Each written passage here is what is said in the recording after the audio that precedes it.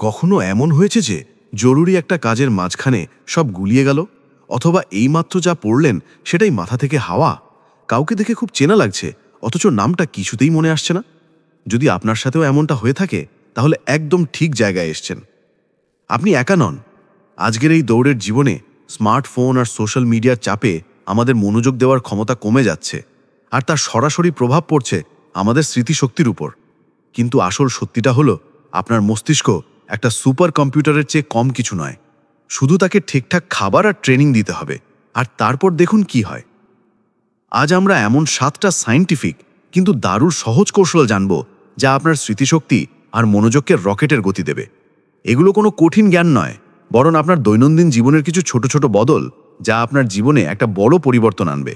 তাই শেষ পর্যন্ত দেখতে থাকুন, কারণ প্রত্যেকটা কৌশল একটা আরেকটার চেয়েও বেশি কাজের।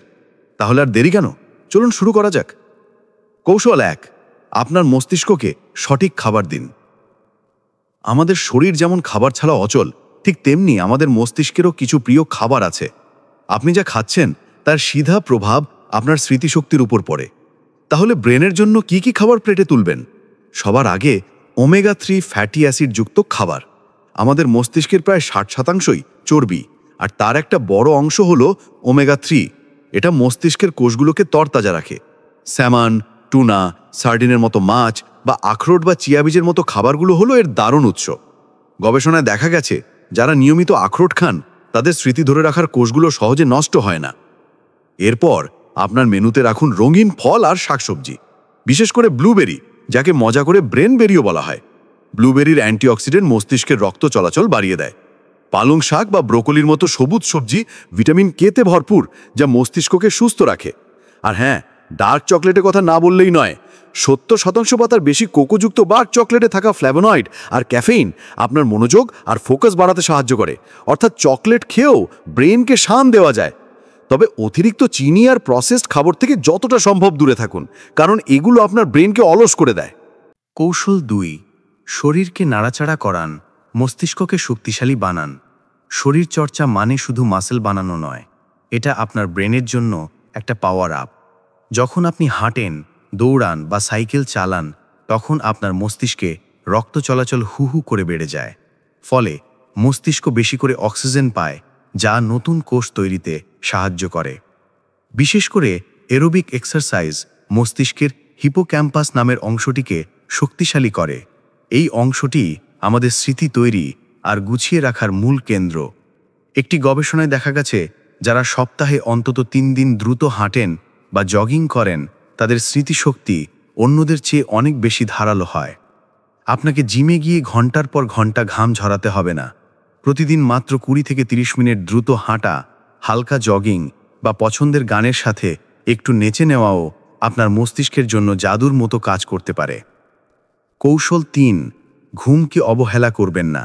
আমরা অনেকেই ভাবি রাত জেগে বেশি পড়লে বা কাজ করলে বেশি লাভ হবে, কিন্তু বিজ্ঞান বলে এটা মস্ত বড় একটা ভুল। অপর্যাপ্ত ঘুম আপনার স্মৃতিশক্তির সবচেয়ে বড় শত্রু। দিনের বেলায় আমরা যা কিছু শিখি, ঘুমের মধ্যেই আমাদের মস্তিষ্ক সেই তথ্যগুলোকে গুছিয়ে পার্মানেন্ট মেমোরিতে স্টোর করে। এই প্রক্রিয়াকে বলে মেমোরি কনসলিডেশন। যখন আপনি গভীর ঘুমে থাকেন, আপনার মস্তিষ্ক অপ্রয়োজনীয় তথ্য ডিলিট করে দেয় আর জরুরি তথ্যগুলোকে যত্ন করে জমিয়ে রাখে। একজন প্রাপ্তবয়স্ক মানুষের প্রতি রাতে 7 থেকে 8 ঘন্টা ভালো ঘুম দরকার। এর চেয়ে কম ঘুমালে আপনার মনোযোগ কমবে, মেজাজ খিটখিটে হবে এবং নতুন কিছু মনে রাখা কঠিন হয়ে যাবে। কিভাবে ভালো ঘুমাবেন? একটা নির্দিষ্ট সময়ে ঘুমোতে যান এবং ঘুম থেকে উঠুন, এমনকি ছুটির দিনেও। ঘুমানোর অন্তত 1 ঘন্টা আগে মোবাইল বা ল্যাপটপের স্ক্রিন থেকে নিজেকে দূরে রাখুন।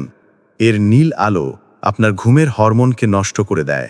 শোবার ঘরটা রাখুন শান্ত, অন্ধকার আর ঠান্ডা। মনে রাখবেন, ঘুম আপনার সময়ের অপচয় নয়, এটা আপনার মস্তিষ্কের জন্য সেরা একটি বিনিয়োগ। কৌশল 4, মস্তিষ্ককে শান্ত রাখুন, মেডিটেশন করুন। আপনি কি জানেন, স্ট্রেস বা মানসিক চাপ হলো আপনার স্মৃতিশক্তির সাইলেন্ট কিলার? অতিরিক্ত চাপের কারণে আমাদের শরীরে কর্টিসল নামে একটি হরমোন বের হয়, যা মস্তিষ্কের স্মৃতি তৈরির কেন্দ্রকে সরাসরি ক্ষতি করে।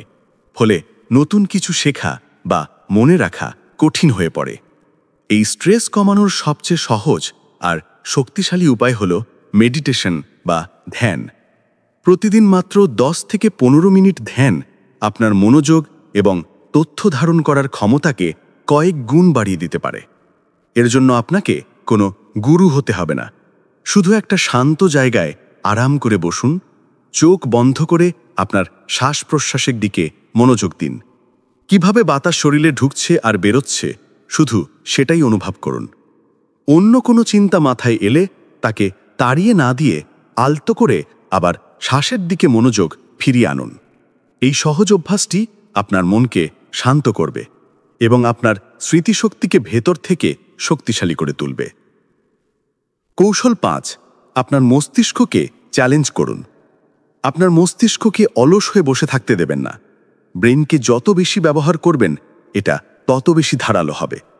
প্রতিদিন নতুন কিছু শেখা বা মস্তিষ্ককে একটু চ্যালেঞ্জের মুখে ফেলা আপনার ব্রেনের কানেকশনগুলোকে আরও মজবুত করে তোলে। কিভাবে ব্রেনকে চ্যালেঞ্জ করবেন? নতুন কিছু শিখুন। হতে পারে সেটা একটা নতুন ভাষা, গিটার বাজানো বা কোডিংয়ের মতো কোনো স্কিল। ব্রেন গেম খেলুন। সুডোকু, ক্রসওয়ার্ড পাজল বা দাবার মতো খেলাগুলো মস্তিষ্কের জন্য দারুণ ব্যায়াম। আপনার রুটিন ভাঙুন।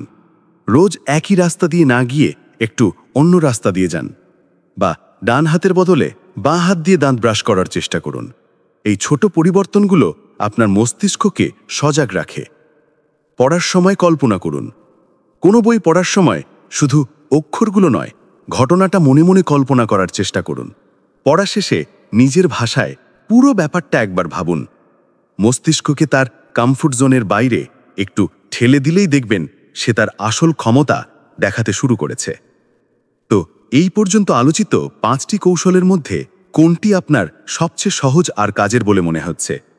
ভিডিওটা যদি আপনার একটুও ভালো লেগে থাকে তাহলে ঝটপট একটা লাইক দিয়ে দিন, আর আমাদের চ্যানেলটি সাবস্ক্রাইব করতে ভুলবেন না, কারণ এর পরে যে দুটো কৌশল আসছে তা আপনার শেখার পদ্ধতিকে পুরোপুরি বদলে দিতে পারে।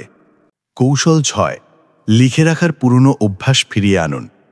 আমাদের সবার পকেটেই তো এখন একটা করে সুপার কম্পিউটার, তাই না? কিন্তু স্মৃতিশক্তি বাড়ানোর জন্য মাঝে মাঝে একটু পুরনো পথে হাঁটতে হয়। কলম আর কাগজের শক্তিকে একদম অবহেলা করবেন না। যখন আপনি কোনো কিছু টাইপ না করে নিজের হাতে লেখেন, তখন আপনাকে প্রতিটি অক্ষর আর শব্দ নিয়ে ভাবতে হয়। এই প্রক্রিয়াটা আপনার মস্তিষ্কের অনেকগুলো অংশকে একসঙ্গে কাজ করতে বাধ্য করে, ফলে তথ্যটা অনেক ভালোভাবে মাথায় গেঁথে যায়। ছাত্রছাত্রীরা লেকচারের নোট হাতে লিখলে সেটা টাইপ করার চেয়ে বেশি দিন মনে রাখতে পারে। তাই আপনার পরের গুরুত্বপূর্ণ মিটিংয়ের নোট বা দিনের প্ল্যানটা ডায়েরিতে লিখে ফেলুন। এটা শুধু আপনার স্মৃতিকেই বাড়াবে না, আপনার চিন্তা ভাবনাকেও অনেক গোছানো করে তুলবে। কৌশল 7, ডিজিটাল দুনিয়া থেকে একটু বিরতি নিন। স্মার্টফোন আমাদের জীবনের অংশ, কিন্তু এর অতিরিক্ত ব্যবহার আমাদের মনোযোগ আর স্মৃতিশক্তিকে শেষ করে দিচ্ছে। একটার পর একটা নোটিফিকেশন, সোশ্যাল মিডিয়ায় স্ক্রল করা আর এক অ্যাপ থেকে অন্য অ্যাপে লাফিয়ে বেড়ানো, এই অভ্যেস আমাদের মস্তিষ্ককে মাল্টিটাস্কিং করতে বাধ্য করে, যা আসলে আমাদের কাজের ক্ষমতা কমিয়ে দেয়। বিজ্ঞানীরা বলেন একবার মনোযোগ সরে গেলে সেটা পুরোপুরি ফিরিয়ে আনতে প্রায় 20 মিনিট পর্যন্ত সময় লাগতে পারে। এই বারবার বাধা পড়ার কারণে কোনো তথ্যই আমাদের মস্তিষ্কে ঠিকমতো প্রসেস হতে পারে না। তাহলে সমাধান কি? Digital detox. দিনের একটা নির্দিষ্ট সময়, যেমন খাওয়ার সময় বা ঘুমানোর আগে, ফোন বা যে কোনো ডিজিটাল ডিভাইস থেকে নিজেকে সম্পূর্ণ দূরে রাখুন। নোটিফিকেশন বন্ধ করুন। অপ্রয়োজনীয় অ্যাপের নোটিফিকেশন বন্ধ করে দিন। আপনার মনোযোগের ড্রাইভিং সিটে অ্যাপকে বসাবেন নাকি নিজেকে, সিদ্ধান্ত আপনার। এক সময় একটা কাজ করুন, পড়ার সময় শুধু পড়ুন, অফিসের কাজ করার সময় অন্য ট্যাবগুলো বন্ধ রাখুন। মাল্টিটাস্কিং একটা মস্ত বড় মিথ, যা আদতে আপনার প্রোডাক্টিভিটি কমায়। ডিজিটাল ডিভাইস থেকে বিরতি নিয়ে একটা বই পড়ুন বা প্রিয়জনের সাথে গল্প করুন। এটা আপনার মস্তিষ্ককে একটা জরুরি রিস্টার্ট দেবে। উপসংহার। তাহলে আসুন এক ঝলকে দেখে নিই স্মৃতিশক্তি বাড়ানোর সেই 7টি সুপারচার্জড কৌশল। 1, মস্তিষ্ককে সঠিক খাবার দিন, যেমন ওমেগা 3 আর রঙিন ফল। 2, প্রতিদিন একটু ব্যায়াম করুন। 3, রাতে 7-8 ঘন্টা ভালো করে ঘুমান। 4, মানসিক চাপ কমাতে ধ্যান করুন। 5, নতুন কিছু শিখে বা পজল খেলে মস্তিষ্ককে চ্যালেঞ্জ করুন। 6, গুরুত্বপূর্ণ তথ্য টাইপ না করে হাতে লিখুন। 7. ডিজিটাল দুনিয়া থেকে নিয়মিত বিরতি নিন। মনে রাখবেন, অসাধারণ স্মৃতিশক্তি নিয়ে কেউ জন্মায় না, এটা তৈরি করতে হয়।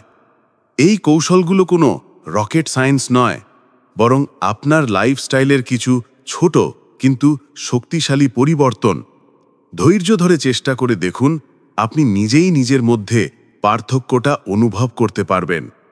আপনার মস্তিষ্ক আপনার সবচেয়ে বড় শক্তি।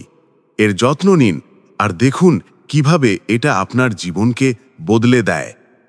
চূড়ান্ত বার্তা: এই 7টি কৌশলের মধ্যে কোনটি আপনি আজ থেকেই শুরু করতে চলেছেন আমাদের কমেন্ট করে জানান। আর স্মৃতিশক্তি বাড়ানোর আপনার যদি কোনো নিজস্ব কৌশল থাকে, সেটাও আমাদের সবার সাথে শেয়ার করতে পারেন। ভিডিওটি ভালো লাগলে বন্ধুদের সাথে অবশ্যই শেয়ার করুন, কারণ জ্ঞান ভাগ করলে কমে না, বরং বাড়ে। ধন্যবাদ।